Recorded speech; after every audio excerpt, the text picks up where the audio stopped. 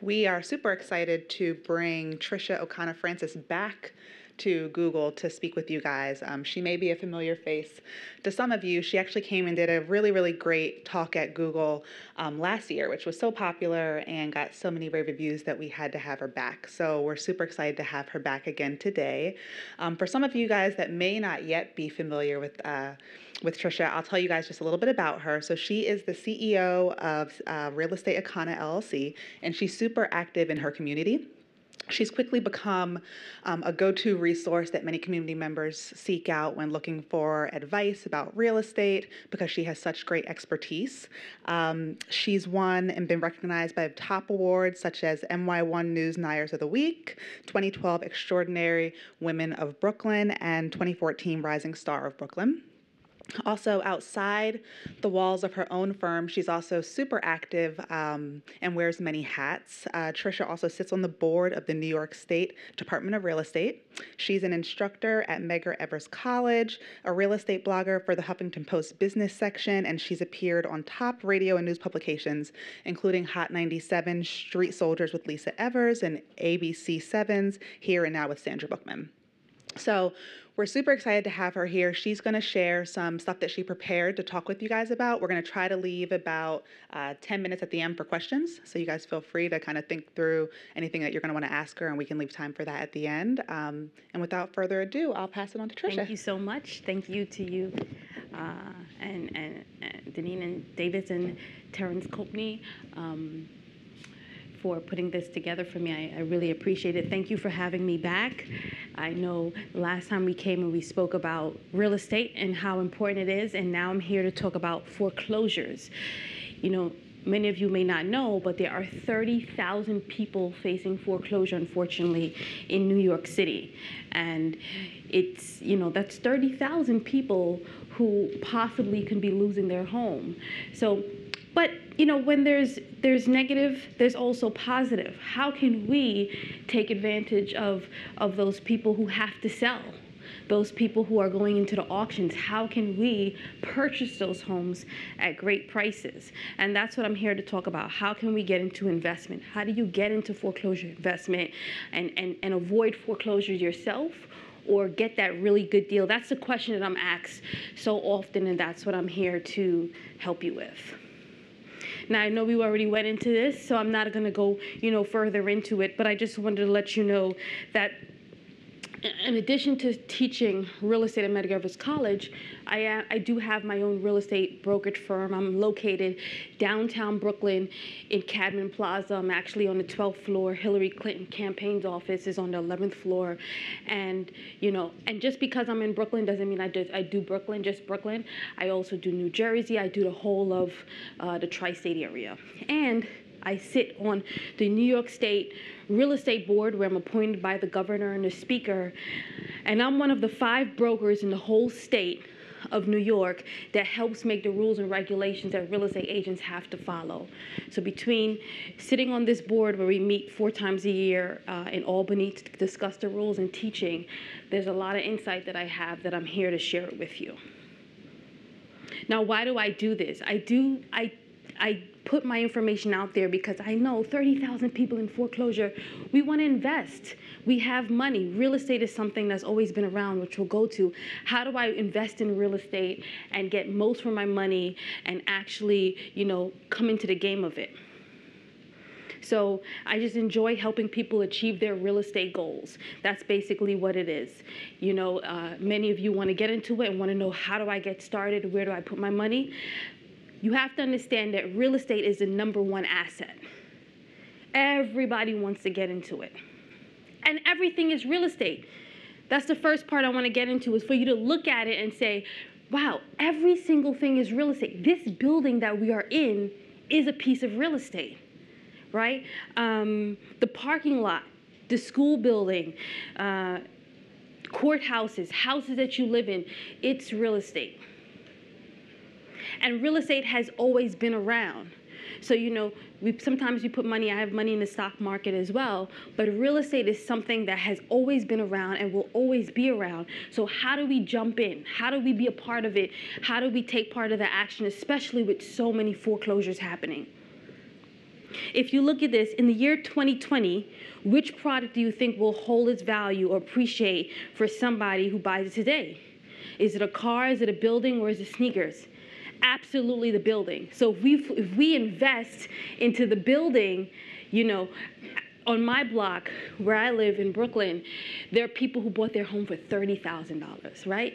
We can buy homes for $30,000 cash.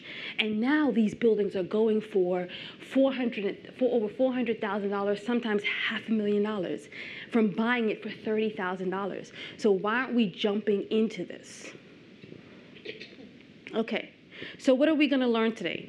The first thing I want to teach you is to establish an agency relationship with proper professionals. You want to build a team when you're going to buy foreclosure homes. You can't just jump into it. You have to have a lawyer. You have to have a real estate agent, broker, professional who is working for your side. So how do you get that agency to make sure that that professional is working for you and not the other side? You also have to want to be ready to buy. Right? How do we prepare ourselves to buy foreclosures? Be ready to negotiate. Just because it's a foreclosure, we're going to understand what does a foreclosure really mean. You have to be ready to negotiate this deal and not just take what they give you and understand what you want. You have to know the rules and how to play by them. Okay? Just because someone says the foreclosure, you have to understand the city, the state rules, the federal rules, and understand that what I'm getting into is what I'm getting into and not listening to just everything people tell you. That's the problem. Like I said, I sit on the state board and I teach it. So sometimes people even come to me when I'm working for someone who's looking to purchase, and I say, that's not the rule. I'm not here to get myself in trouble. I want to buy and I want to buy right. Okay? Also, beware of your expectations. Sometimes people have expectations that are far beyond what is realistic, right? They'll come in and they'll say, hey, I've heard silly stuff. I have $10,000 and I want a 5-bedroom house with 4-car garage. And I'm like, not always what it is, okay? And also limit your risk. When you jump into foreclosures and real estate buying, you want to be careful. You're putting in a lot of money. You're putting in a lot of money to buy these homes, and you have to make sure that you're analyzing it right, or you have a professional who's able to analyze it right, identify what's right, and evaluate the property. Just because the property is going for $10,000 doesn't mean that this is the right property. You also want to look at what's going on in the area, right? What's happening? We could all understand that the Barclays Center that came into Brooklyn, downtown Brooklyn, if you bought properties in that area, your money went up. So you want to know what's going on in that area that's going to increase it. And know your end game. Just because you're buying a property, some people buy a property, like I said, $10,000. Ooh, I have a great property for $10,000. That doesn't mean it's a great property. What are you going to do when you get this property? What is your goal? And we'll talk about some of those things. In a foreclosure, what is often considered the hardest consequence for a homeowner? Now, you may say to yourself, Trisha, I'm here to buy. I'm not the homeowner going in foreclosure. Well, you have to understand this, because when you're buying a foreclosure, you want to know what happened to that property. That's something that I do all the time. When I'm helping a purchaser purchase a property, I'm researching that property. I want to know, why did they lose that property? What's happening, because I want to make sure none of that happens to me, or their issues don't fall back on this property with me. So in a foreclosure, what is often considered the hardest consequence for a homeowner? Damage of their credit, deficiency judgment, or losing their home. Well, we're going to think about that and come back to it later. And excuse me if I sit down for just a little while. We're going to go over a few of the terminology. Deficiency judgment. Anybody knows what that means when it comes to real estate? Well, let me explain to you what deficiency judgment is. If you purchase a home and you take out a loan for $500,000, and then you cannot pay that loan, a homeowner takes out a loan for $500,000, they cannot pay that loan, and they go delinquent in their loan, and they say, you know what? I have to sell this house now because I can't afford this home anymore. the market of that property may have gone down. Maybe they bought that house overpriced, or maybe the condition of the home have gone down. So sometimes when you're getting foreclosures, the condition of the home is not always the best, because if someone is unable to pay their mortgage loan, then they probably could not upkeep the house. So maybe the roof went bad, maybe the plumbing, maybe the electrical, so the value went down. So even though they have a loan owed on this home for $500,000, the house is now worth $400,000. So no one is going to buy this home for the $500,000. They're going to buy it for the $400,000 that it's worth. Well, they sell this home for $400,000 in agreement with the bank. What do you think happens to that $100,000? Well, what happens is it can turn to a deficiency judgment where this homeowner is owed that money later, and it's turned into a judgment against them. May not, they can negotiate it sometimes, but sometimes they owe this money later on. And now you, as the purchaser of this home, you may not think that's your problem, but you may want to think about it. This is something I always tell purchasers. You want to think about it because you don't want any law. I'm not an attorney, but you don't want any lawsuits to come back later where they say, I didn't know I was going to get this deficiency judgment.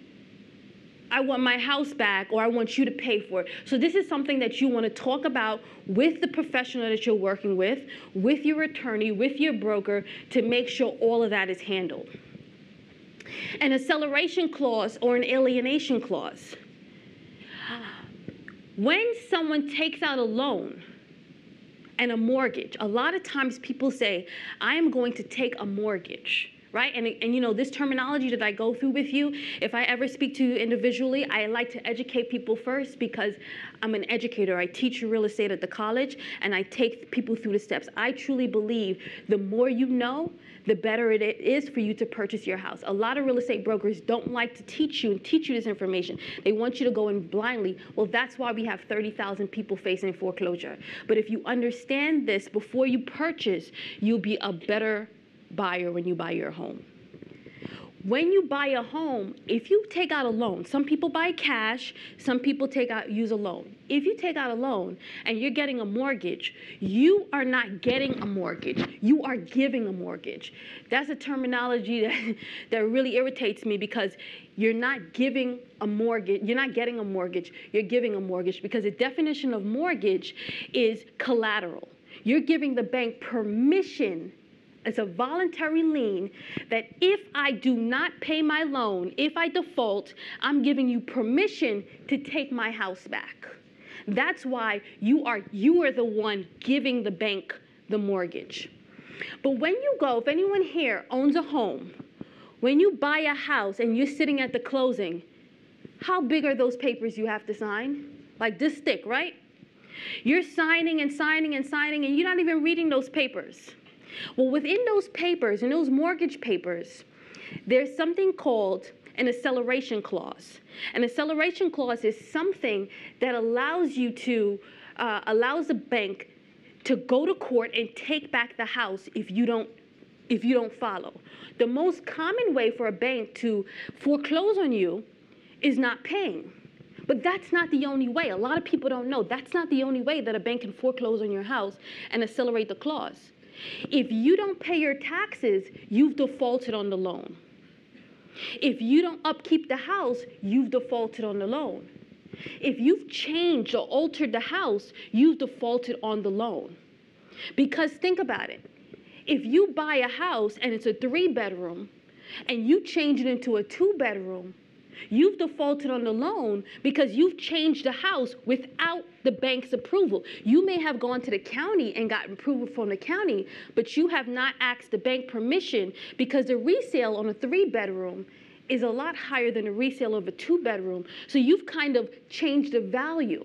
So by not asking the bank's permission, you have triggered the acceleration clause. Another clause on it, not paying your taxes, but there's the alienation clause. Sometimes you have people who are in trouble with the IRS or child support or whatever reason, and they want to get their name off that title, off their deed, and they will take their name off the title. They will sign it over to a cousin or a daughter or a sister or a brother, and remove their name off the deed, but their name is still on the mortgage papers, you have alienated yourself off that property, and that is reason to for the bank to foreclose on you. You have recourse and non-recourse loans, you know, when you personally guarantee these loans and they can come for you. You have mortgage assignments where you can assign the mortgage to someone else. And then you have right to redemption. New York State does not have right to redemption. Every state is different, and I can go personally with you on that state. You have to know also where you're buying a property, because if you are a homeowner, you know, in some states, when you foreclose, I know people who are in foreclosure for 5 years. And that's because the bank is so backlogged and the court system is so backlogged that they haven't been able to get to this person, this homeowner yet, to actually lose the home. Whereas some states, you go into foreclosure, 2 months later, you've lost your home. Well, right to redemption just says once you are at the auction and you hit they hit the auction and the house is gone, you can't get it back. In some states, they give you the homeowner a couple days after to come back and get the house back. Maybe they've borrowed the money, won the lottery, or whatever the case is, they can get the house back. So these are just a few terminologies that I think that anyone who is looking to invest in foreclosures should understand it, because you have to understand, this person was buying the house before, owned the home before, and now they're losing the home and you're taking it. Okay, what is foreclosure? This is a lot of information, so I'm trying to get through all of it because I really want to get to the meat and potatoes. There's a huge difference between foreclosure and pre-foreclosure. People come to me all the time, Trisha, I want to buy a foreclosure. Well, guess what? If a homeowner is behind on their mortgage payments, you can't get that home from them unless they're willing to sell it. Until someone actually loses their home in the auction, you can't just take their home from them. They have to be willing to work with you and sell it to you. So there's a huge difference between foreclosures and pre-foreclosures. Someone who has missed their payments, they can be in pre-foreclosure. Someone who has totally lost their home to a bank and has not paid it and the bank has gone through the court system, that is foreclosed home.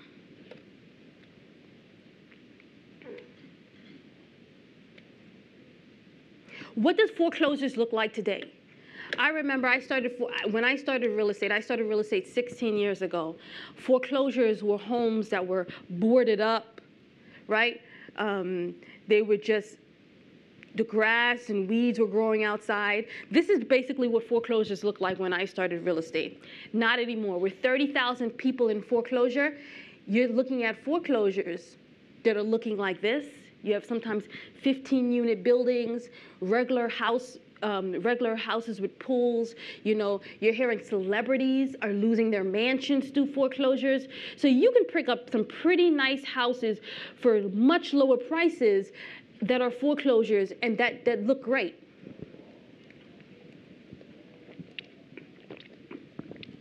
You have shopping centers, malls that are going to foreclosures. Now, let's just go through quickly the process of foreclosure. When you own a home, because we still want to get into the mindset of this homeowner, because if we're buying this home from this homeowner, we have to understand what are we getting into before we put our money into this home. When you have a house, your mortgage is due on the 1st. They give you a 15-day grace period for all of those who do not own a home. Your home is due on the 1st. By the 15th, if it's not paid, it's considered late. By the 30th, just like a credit card, that's when you will have it reported to your credit bureau that you've missed your payment. After, it could be anywhere between 90 days and 5 months, the lender can start a lawsuit with you, and it's called a lis pendens. Because by then, you have defaulted on your mortgage payments, and they're going to come after you. The owner has to give a response as to why. The owner has time to make the payments. The court goes through their decision. The owner sometimes can appeal it. But at that point, if it doesn't work, then the court goes for an auction. We're in Manhattan. In all 5 boroughs in New York City, there is an auction every single week in the courthouse. In Brooklyn, it's on Adams Street. They have a website for it. What you can do is you can look up the homes that are going through auction. When I first started real estate 16 years ago, there was about 3 homes being auctioned a week. Now there's about 30 homes being auctioned a week.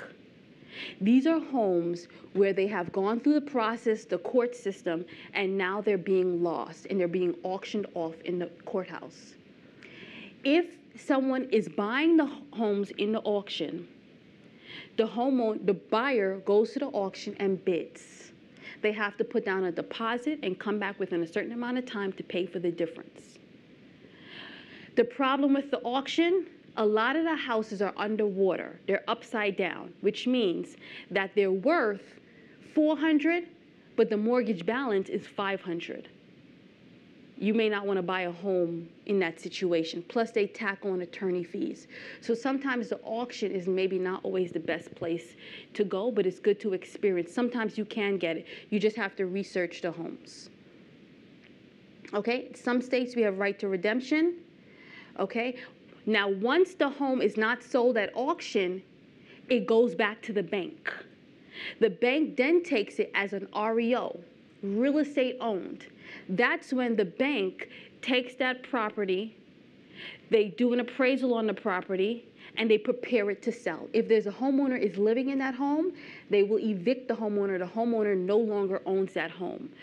If it's a multifamily property, the homeowner no longer has a right to collect rent because they no longer own that property. Now, you as an investor can purchase that property through the bank. And they're not selling it for what the homeowner owed for it. They're selling it now for a reduced price because they've done an appraisal on it. They've spoken to their investors that own that note on that home, and now they're selling it. So you would get in contact with a mortgage broker to see that home and to purchase that home.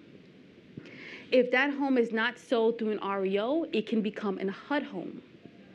There's a HUD key. I have a HUD key. The HUD key is a master key that opens up every HUD home in the whole country. And you can see that home and you can bid on that home. Now, some homes are for first-time buyers, some homes are for nonprofits, some homes are for investors, some homes are for anyone. They will categorize that. You have to keep in mind that sometimes these homes need work. So you have to go in there and assess the work. Remember I told you about building your team? You want to have a real estate broker, you want to have an attorney, you more than likely want to have someone who's a contractor that can help you go in there and do some of the work. Sometimes the house just needs appliances. Okay? So I have a friend who just purchased 2 homes, and he paid, not in this state, he paid $25,000 for each home. He got a loan on the home. The loan was $150 a month. The rental income is $800 a month. And what is he going to do? He's going to rent the home out. All the home needs is appliances. And that is passive income every single month, and he has a property.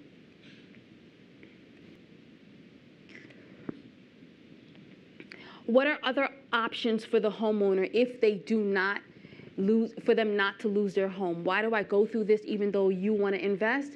Because when you speak to these homeowners or you speak to the broker, you want to know what happened to the home. Why did they lose the home? There are many options. There's something called a short sale. There's a deed in lieu. Deed in lieu is basically where you are foreclosing, you're a homeowner, you're foreclosing on this home, you can't afford this home anymore. You turn to the bank and you say, I would like to give you the home back. Some people think, they also call it giving back the keys. And some people, very silly, will put the keys in the envelope and mail it to the bank. It doesn't work like that. You call the bank, they would do that. You call the bank and you negotiate with the bank and say, hey, I want to give back this house. I can't afford it. And the bank will draft the papers, and then you will sign the deed back over to them. It's very rare for banks to do that because banks are not in the house business. They're in the money business. They don't want to keep a house, because just think about it. That boarded up house that you see when you go home, that's a liability to someone. When a house is boarded up, you have the risk of having prostitution in there, crime in there, drugs in there, murders in there. You know, the pipes can freeze. Who's sweeping the leaves? Who's shoveling the snow? The bank rather has the homeowner in there until they can sell it. So they don't really like to do deed in lieu. A homeowner can sell a home. If they know they're facing foreclosure and they're unable to make their payments, they can sell their home. I have sold many homes of people who were facing foreclosure, and we sold it just in time. The advantage as an investor is if you know that if the broker is selling a home that is facing foreclosure, you can get it cheaper, possibly, than what they would normally sell it for, because the clock is ticking with them before there's an auction. So if the person owes $400,000 on his house, and this house is worth $600,000, they can't probably get $600,000 if the clock is ticking. Maybe you can give them $550, maybe you can give them $500, because they have to do it in a quick sale. Not always, but sometimes they can. Sometimes the homeowner can refinance, but that's a little tough as well, because if they've missed payments, that means they've already damaged their credit, so a bank may not refinance with them. But the other thing that I want you to hear about is short sales. I'm sure many of you have heard of short sales and said, short sales may be the way for me to get into a foreclosed home. Well, basically, a short sale, the example I gave you before, a homeowner owes $500,000 in their house. But the market and condition of their property says it's only worth about $400,000. So they put this house on the market for $500,000 because they owe $500,000. Maybe they put it for $550,000 because there's fees they have to pay. It's not getting sold. No one's buying it. Who's going to buy a house for $550,000 when it's worth $400,000? So what they do is they bring it down, and they're getting offers now at $400,000. But hey, remember that deficiency judgment. They can't sell the house for $400,000 when they owe $550,000 on it. So what they're doing is they're going to do a short sale where they're asking the bank if they can take $400,000 for this house. Please, I borrowed $500,000. I know it's up to $550,000 now, but I can only get $400,000. Can you take it? And a lot of times the bank will say yes, because the bank just wants to get that cash, sometimes write it off, and get it off their books. The thing is, remember I told you got to play by the rules and understand the rules? The homeowner cannot get any money. So the homeowner is basically selling this house for nothing. Why would a homeowner do it? The headache of the house. They're getting it off their credit. They're getting rid of this house. They're not getting those phone calls anymore. They're just selling it. But if the bank had to lose $150,000, the homeowner can't get anything. Also, the homeowner can never live in that house ever again. Listen, they lost the home. You're the new purchaser. You can't rent that home to them. The reason being is because if that homeowner, and the homeowner could never own that house ever again. And they're signing papers that says they're not going to do that.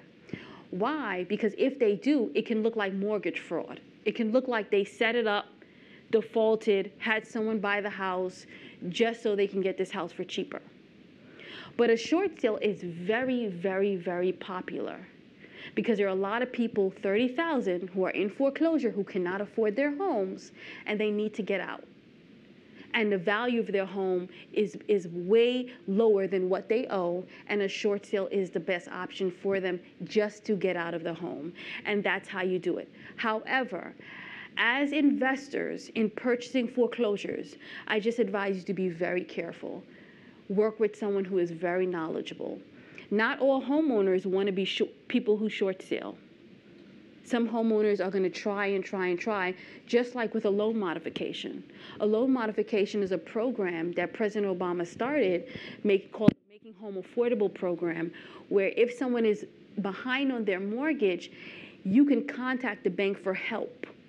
And you have to send in pay stubs and tax returns and letters and telling them why you fell behind and what is your action plan. Some people are in foreclosure because they had a divorce, or they had to have hospital bills, or they lost their job, and now they're doing better, and now they want to catch up. So they would apply for a loan modification requesting their mortgage loan revamped, where they're either asking for a lower monthly payment that's manageable, a lower interest rate, or taking off some of the loan owed. A lot of times when that doesn't work for them, their next resort is to do a short sale. Okay, in foreclosure, what is often considered the hardest consequence for the homeowner? Damaging the credit, deficiency judgment, or losing their home. Now, the answer is, oh, sorry, I can't go back. The answer is a deficiency judgment. Because yes, they lose their home, but sometimes, they can get a new home. I know a couple who lost a home. The wife wasn't paying the mortgage. The husband didn't know. But I guess the brighter side of it was the mortgage was only in the husband's name. So now the wife is going to go get her own loan, and they're going to buy a new home. Damaging your credit, many people have damaged their credit and have, paid off those credit card bills and redeemed themselves and came back. But a deficiency judge, just imagine that if you owe $100,000 and you lost this house and you're not making, you don't have this house anymore, now you have this judgment that's going to stick with you. And you go get another job and you fix your credit, and then you have this judgment on you that is sticking to you that you have to pay off. So that can be pretty bad.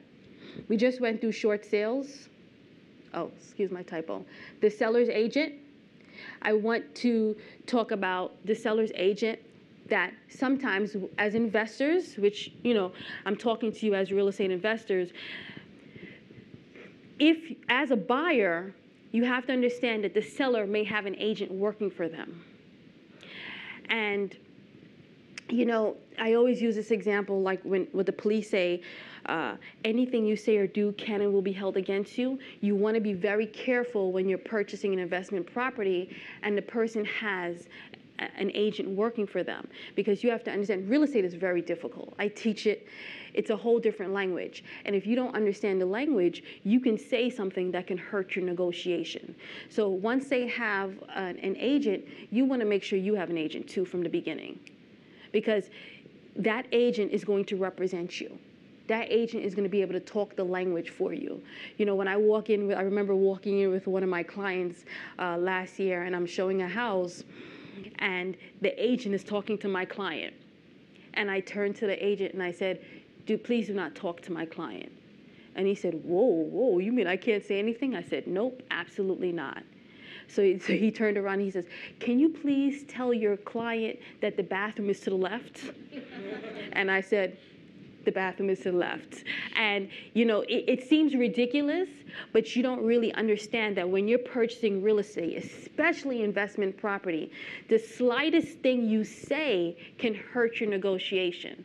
Absolutely hurt your negotiation. I remember showing a house, and I probably gave this same example last time I was here, and the sellers had an agent, but the agent never came to the showing. Silly agent. And the lady, a sweet old couple, showing us around the house. But while she's showing around the house, she's complaining about her knees. Oh, my knees, I can't go up these steps. What did she basically tell us? That she was very desperate to sell this house.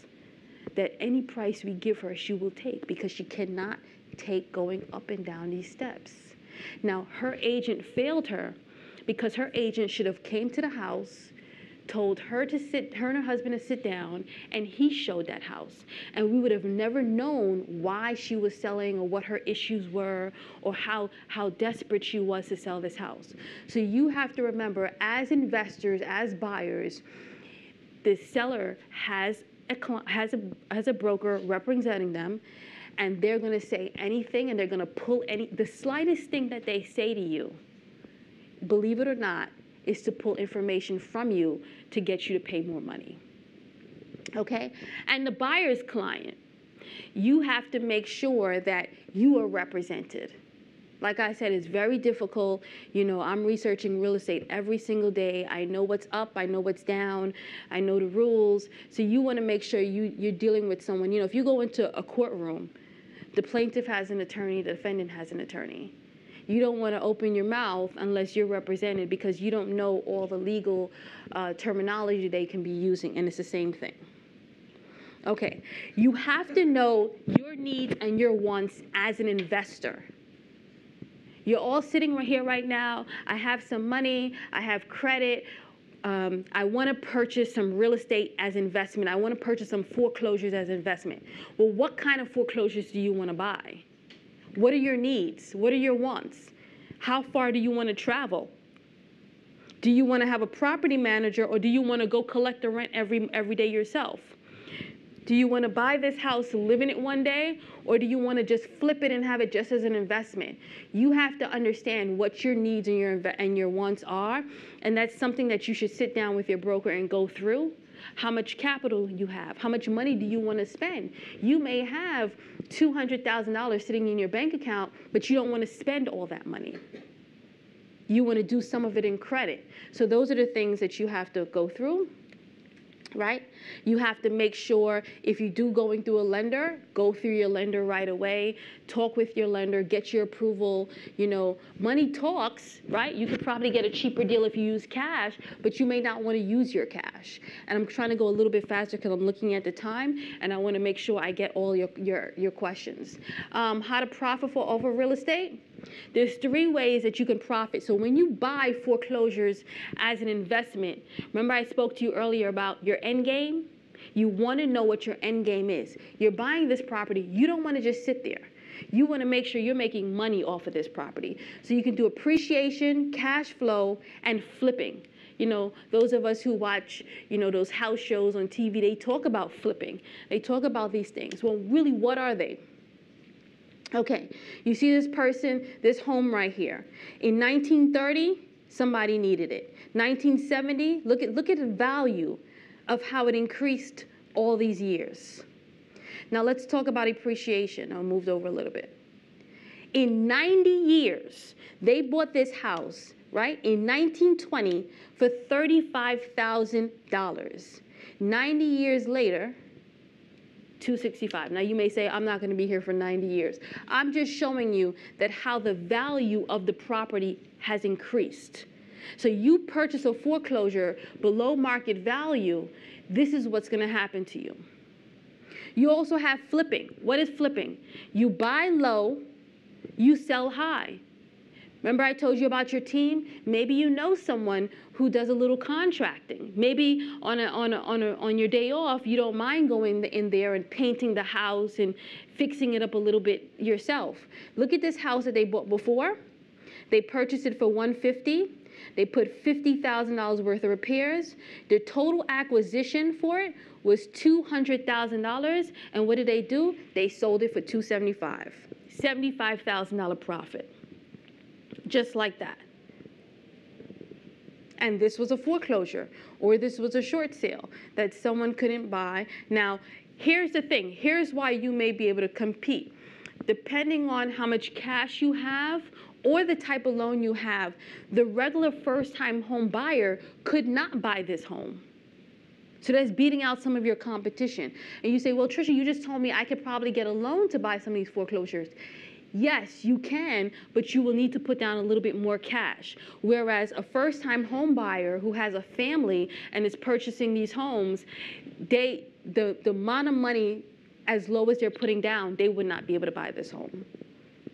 Okay, also cash flow. Remember, this is one of the foreclosures that we saw. Believe it or not, there are buildings that have this many units that are facing foreclosure. So you purchase this home, right? And you're looking at cash flow every month. So you didn't flip it for that $75,000, but you're collecting rental income. You may turn around and say, well, I don't want to ring anyone's bell for rent. That's a property manager for you.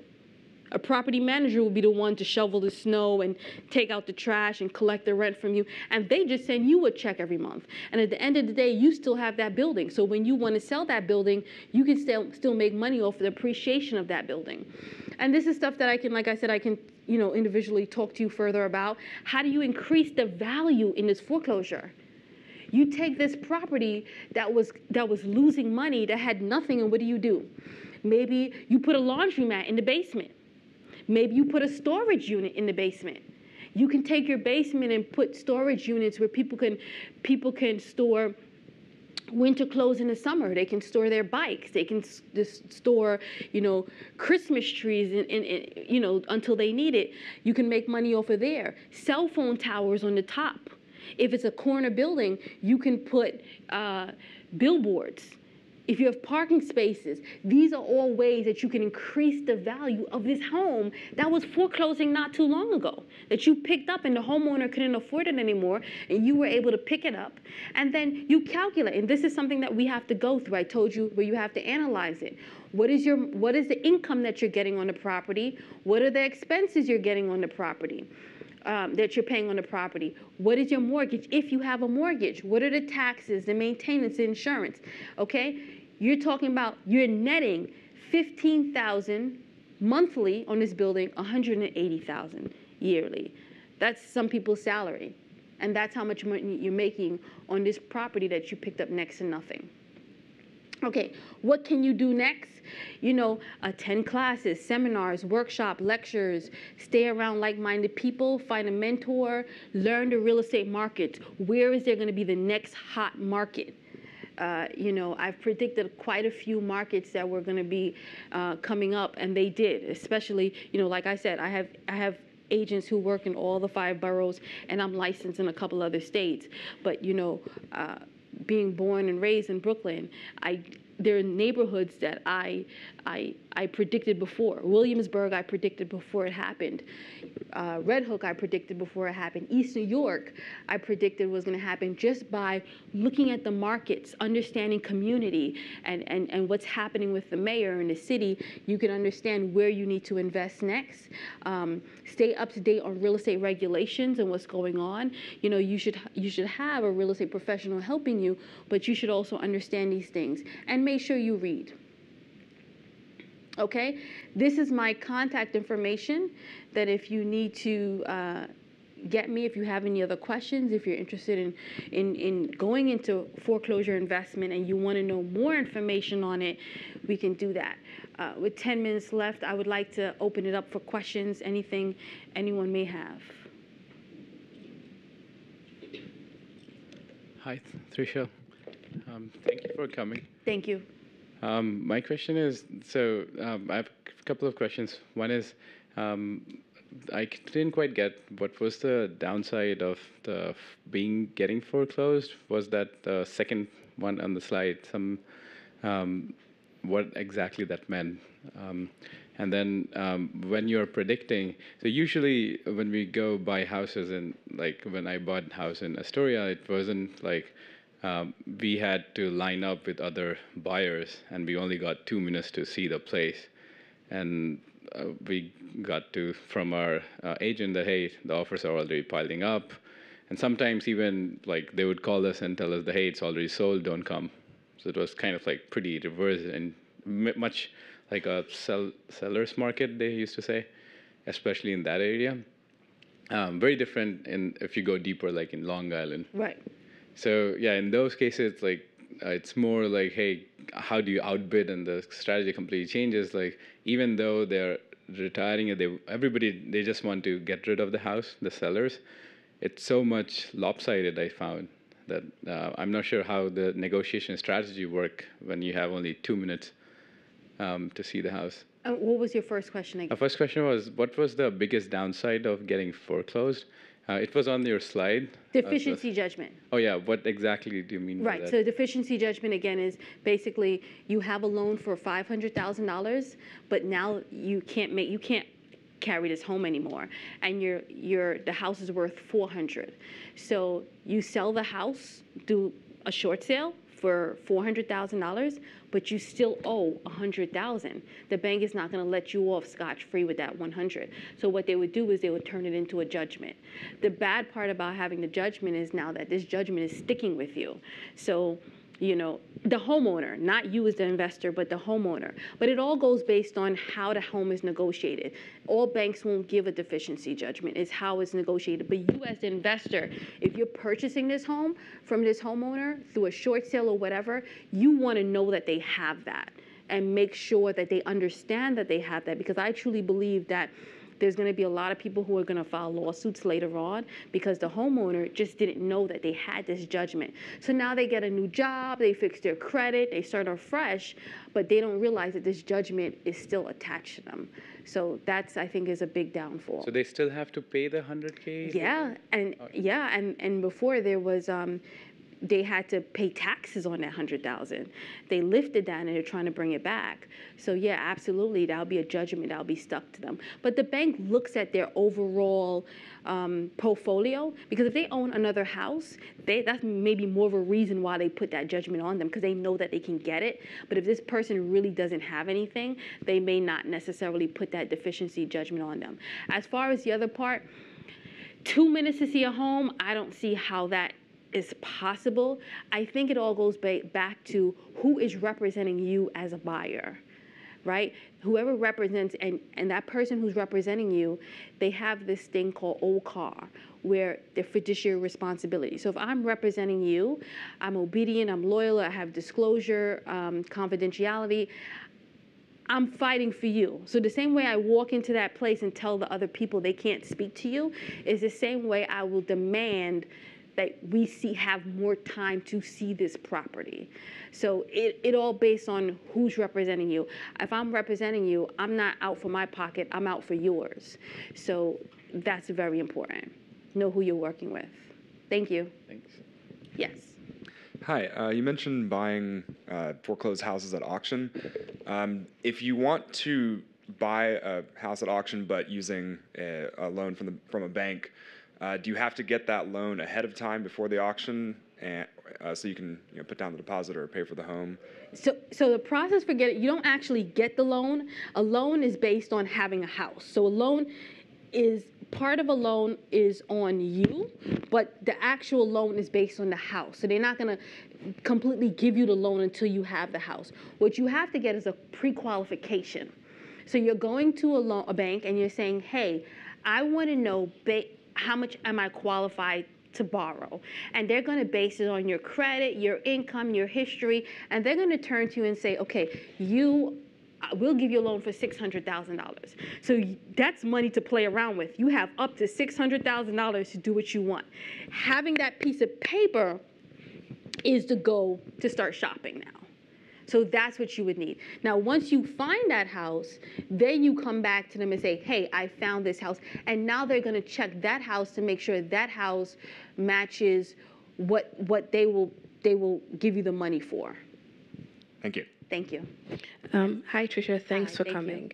So a few years ago, and also last year, I tried to buy an investment property in New York City, and it was very difficult because me and a million other people are trying to buy the same property.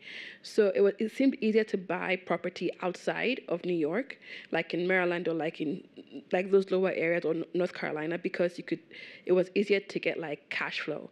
So in the whole of New York, what types of properties do you think are the best for cash flow, or are the best for like selling later, to like investment for cash flow for selling them later?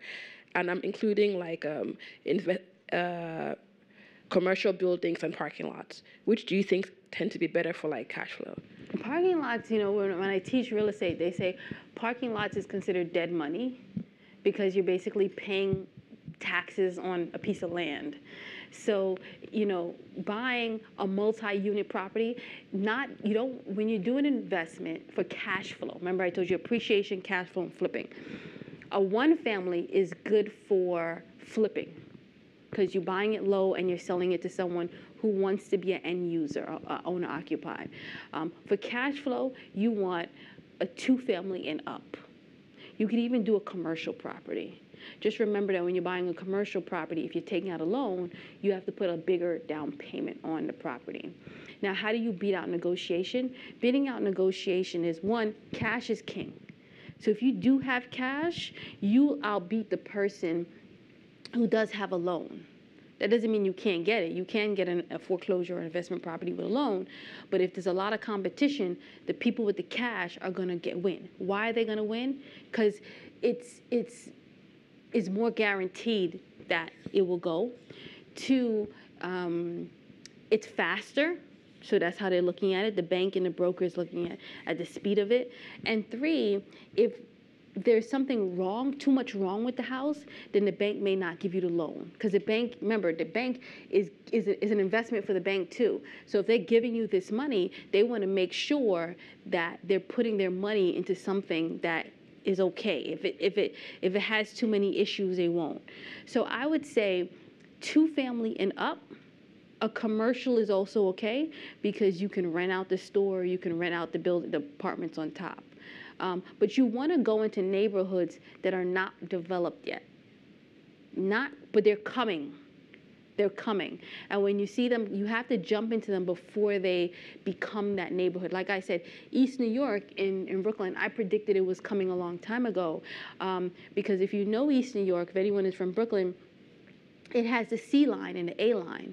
That's a straight line, a train line from East New York straight to Manhattan, right? Where I live in Brooklyn is a 2-fare zone. I got to jump on a bus and another bus to the train just to get to the train. Whereas the C and the A, right there at your corner, straight. Another thing is East New York has a lot of land left. It's one of the only neighborhoods that had a lot of land.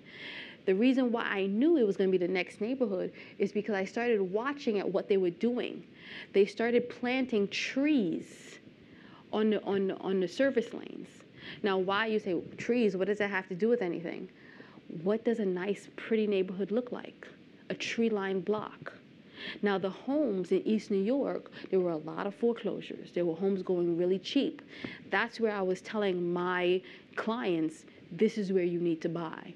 Sure enough, that's the neighborhood that's booming. So anyone who did actually buy in that neighborhood, when I was predicting it, their dollar is going to be very, very strong now. So that's what you want to do. You want to get into a neighborhood before it becomes the next neighborhood. Thank you. Thank you. Hi, thanks for speaking with us Thank today. Speaking of like up and coming neighborhoods, do you have any recommendations in the 5 boroughs, Jersey City, and just this area? Yeah, Jersey City is becoming hot. I know in the Bronx, the Grand Concourse over there is becoming pretty hot over there. You want to look at neighborhoods that are have a lot of land. That's one that you want to look at, or have a lot of warehousing. You also want to check this New York City Department of Planning to see where they're rezoning. Where are they rezoning? And the city zoners, you can actually sit down with the city zoners and talk to them. Another thing is you want to look at, and they're not paying me, so I'm not going to name their names, but you want to look at some of the chain stores, the coffee shops, the restaurants. Where are they going? Because when you see where they're going, that means that they've done their research on that neighborhood. So if you see them popping up in certain areas, those are areas you want to be able to come in and buy a house around. Schools are a very good place to buy around, because when the colleges are there, a lot of times the people stay. The graduates stay in that area. So those are areas. But also, a lot of times, this mayor hasn't done it, but I know Mayor Bloomberg did it. He put out plans of where he's going to revitalize those neighborhoods. You can also, if you find a neighborhood that you're really attracted to, go to their local community board And they're free and they're open to the public, and you don't have to be a member. You don't even have to live in that neighborhood. You can just go to their community board and you can hear about what they're planning on doing to the neighborhood, what restaurants are coming to that neighborhood, and those are ways to be able to tell as well. They also have the Public Safety Committee. And you can look at the level of crime as well, because when a neighborhood is going to be revitalized, they go and they make sure that the crime is actually going down. So that's an area as well that you may want to go to. So it's all about just analyzing it. East New York is still very low in price, and the value is going to come up big. So that's something that you want to just look at as well. Any other questions? Well, I want to thank you all. If you have any other questions now or later, you can always email me. You can always call me. That is my office number. That is my company cell number that you can call me on. You can text that number as well. And if you have any questions and you're interested in investing, or if you just want to sit down and go through, what your needs and wants as an investor is, you may not want to invest now, but you may want to invest in 2 years or so, and just want to get a feel of how can you get on that path. Thank you.